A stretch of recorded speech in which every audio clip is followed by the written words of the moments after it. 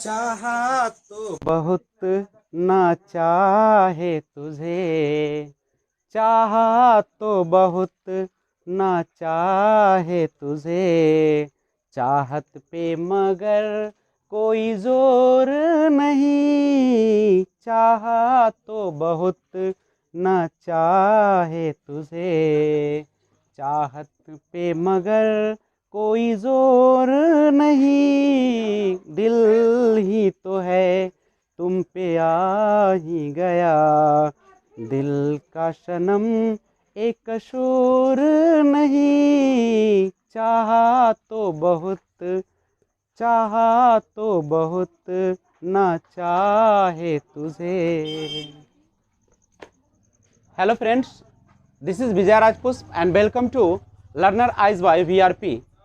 तो आइए हम लोग मैथ पेडागोगी के तहत आज फिर से एक शुरुआत करते हैं पार्ट 3 गणित शिक्षण विधिया में टीचिंग मेथड्स ऑफ मैथमेटिक्स। यानी हम लोग देखेंगे गणित शिक्षण की प्रमुख विधियां। जैसे आप जानते हैं कि शिक्षण और जो अधिगम की एक कार्य चलता है, तो उसमें क्या होता है कि एक शिक्षक विभिन्न प्रकार की विधियों को अपनाता है और उस तरीके से वह एक बाल केंद्रित शिक्षा के अंतर्गत वो सबको एक समान रूप से शिक्षा देने की प्रयास करता है। तो आइए, एक शिक्षक होने के नाते आप में सबसे पहले गणित शिक्षण की प्रमुख विधियों का पता होना बहुत जरूरी है।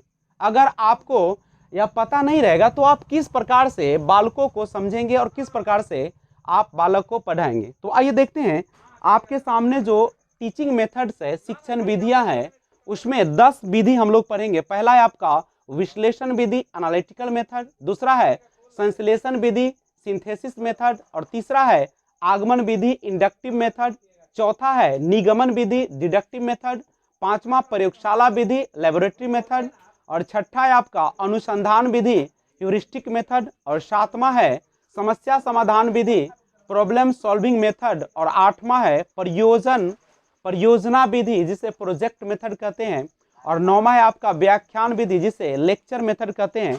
और 10वां देखेंगे खेल विधि, यानी प्लेबे मेथड को देखेंगे। तो आइए देखते हैं एक एक करके। तो आइए देखते हैं विश्लेषण विधि, एनालिटिकल मेथड।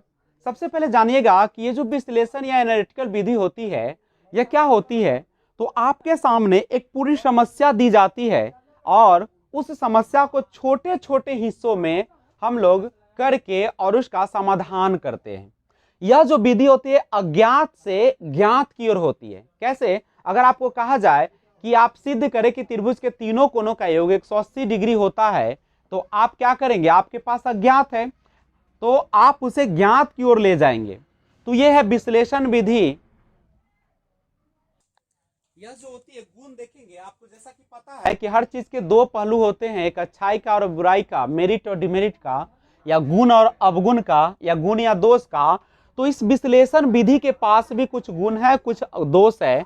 गुण क्या है कि इसमें स्वयं समस्या समाधान करने और हल खोजने पर बल देती है, क्योंकि बच्चा इसमें खुद शामिल होते हैं समस्या का समाधान करने और हल खोजने पर। दूसरा, चूंकि बच्चा खुद इसमें सक्रिय रहता है, इसीलिए इसका ज्ञान जो होता है अस्थायी हो जाता है।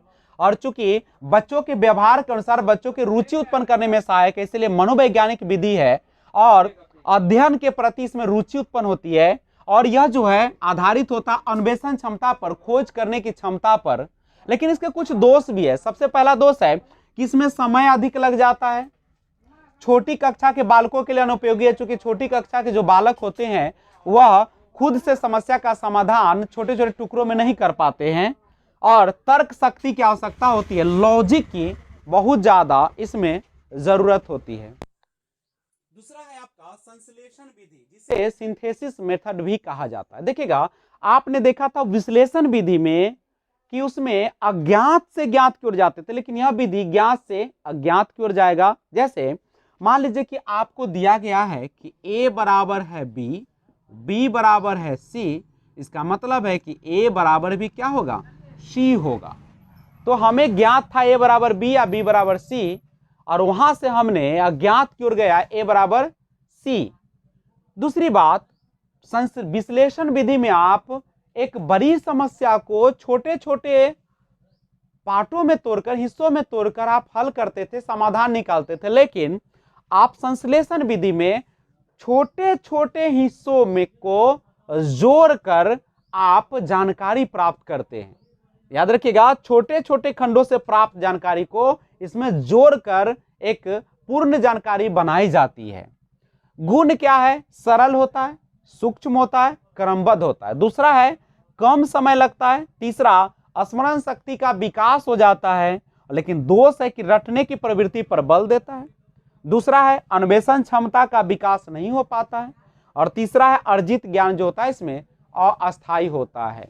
तो आज हम दो ही विधि का डिस्कशन करेंगे। चूंकि ज्यादा लंबा वीडियो करने पर आपको समस्या हो सकती है, इसलिए मिलते हैं फिर अगले पार्ट में, पार्ट 4 में फिर मिलेंगे तीसरा मेथड लेकर। आई होप आपको ये वीडियो अच्छा लगा होगा। तो आप इस चैनल को लर्नर आइज बाय वीआरपी को सब्सक्राइब कर देंगे और घंटी के बटन को दबा देंगे। Thanks for watching, keep watching. जय हिंद, जय भारत।